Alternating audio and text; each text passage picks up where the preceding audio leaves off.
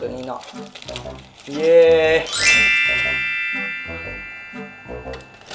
สุดยอด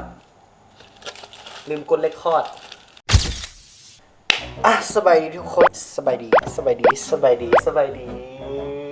อย่าลืมฝากกดไลค์กดแชร์เด้อเนาะอันนี้คืออาณาจักรขั้วมิกผมไงล่ะมื้อนี้ห่างหายไปโดนนอนสำหรับวิดีโอคนข้างบ้านเฮาแล้วก็มื้อนี้เฮาจีเอาอย่างมาแชร์นั่นก็คืออาหารแบบนี้หาได้ทั่วไปเนาะแต่ตัวนี้ฮันแมนมาอยากจะสั่งได้มันจะเป็น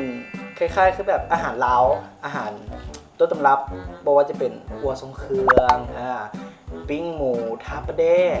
ปิ้งหมูอันตัวไม่รู้เขาจะขายอยู่หน้าบิ๊กซีมีดีบิ๊กซีนะแล้วก็อีกก็หมูวะหมูมักพริกไทยดำไทยนี่นะจะมาจากเวียดมั้งบุ้งมาเอาชิมาแกะกันเลยว่าทั้งในของอาหารตัวนี้ไม่ใช่เป็นยังไงตัวนี้เนาะเย้สุดยอดลืมกดเรคคอร์ดลืมไปกดเรคคอร์ดแล้วเตะไหมมาเขาจะมาแก้กันเลยว่ามันจะเป็นทางไหนทางไหนนี่อันที่แรกอันทำอีที่เขาแกะมาอันนี้เป็นหมูปิ้งท้าปลาแดกถามว่าฮู้เนาะเพราะว่าซื้อมากินตลอดเลยเอามาแชร์กันว่าเฮ้ยมันแซ่บอีหลีนะอันนี้ก็เป็นข้าวเหนียวอย่างนึงที่บอกอันที่หอยนะมันเป็นอย่างบุ้งแหละแต่มันสามารถเก็บความร้อนได้นะอุ่นอยู่อันต่อไปนี่ใส่วัวทรงเครื่องเป็นสิเนาะ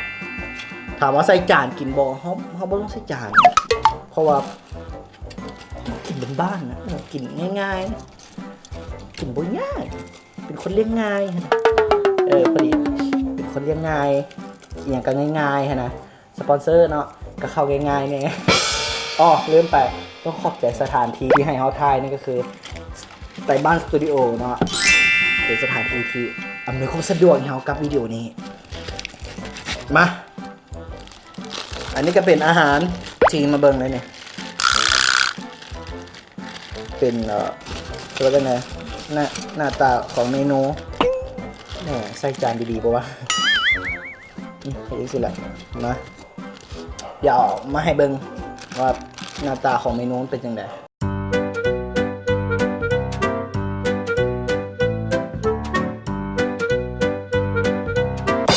มาเป็นจังไดเบิ่งไปแล้วเนาะอาหารมาเบิ่งรสชาติกันว่ามันสิเป็นจังไดเริ่มจากใส่ดีอันนี้มันหมูมักพริกไทยดำอันนี้มันอัวอย่างไรอัวทรงเครื่องอัวอย่างสักอย่างแหละลืมละกินนี้แล้วก็หมูท้าปลาแดกหมูปิ้งท้าปลาแดกมาอันนี้มันข้าวเหนียวขึ้นมาเอาสิมากินตัวนี้ก่อนแม่สุดยอดหมูมักพริกไทยดำโอ้โบราณมีแต่น้ำมันนอมมีเนื้อหลายเติมเนี่ย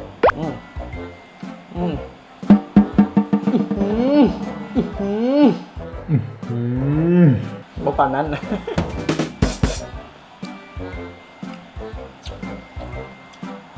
บอกได้รสชาติไปขออีกปันหนึ่งเนาะ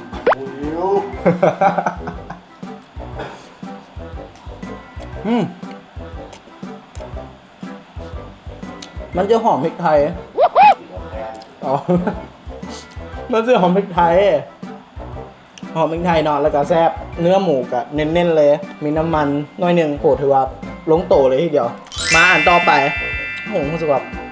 เจริญอาหารเลยกินต้นเดียวนะฮะเข้าไปละ2-3 คำต่อมาแม่น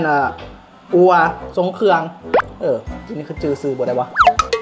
มา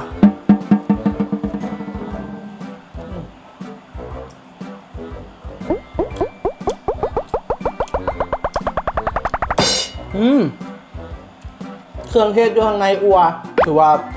แซ่บเลยทีเดียวแซ่บแบบบุ้มนี่อย่างสิว่าแซ่บจนมันจะทำไงมันต้องแซ่บมันแซ่บแหละแต่คือว่าแซ่บชอบดีบุ้มอย่างว่าหน่อยมันชอบ อ่ะมาอันสุดท้ายที่เขาจะรีวิวกันนั่นก็คือหมู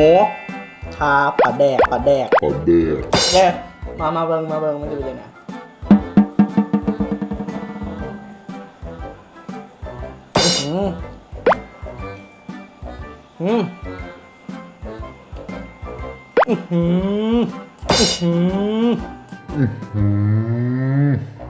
บอกเลยหมูห้านนี่บุคือห้านอื่นไอ้อิเหลีแมนบุคือพอหมูห้านอื่นเขายุคอกินทำแต่ว่าหมูห้านนี่มียังเสียไม่อยู่ โอ้ยบอกแมนหมูห้านอื่นเนาะมันจะมีจะว่าจังไหนมีเต้นน้ำมันนะเต็มหมูห้านนี่นะบูมีเนื้อเลยมีเต้นน้ำมันล้วนบอกแมนหมูห้านนี่ถือว่ามีแต่เนื้อเน้นๆเลยน้ำมันกับมีบางส่วนแต่มันลงตัวนะการที่ตัดมาซัมนี่กับบดได้น้อยบดได้ใหญ่ถือว่าพอดีแต่มันแซ่บไปเลยเฮาซื้อมากินกับ3-4 เดือนอะไรเด้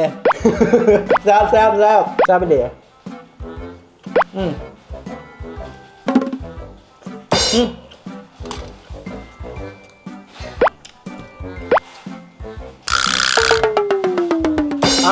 ไม่ทำนี่แหละแต่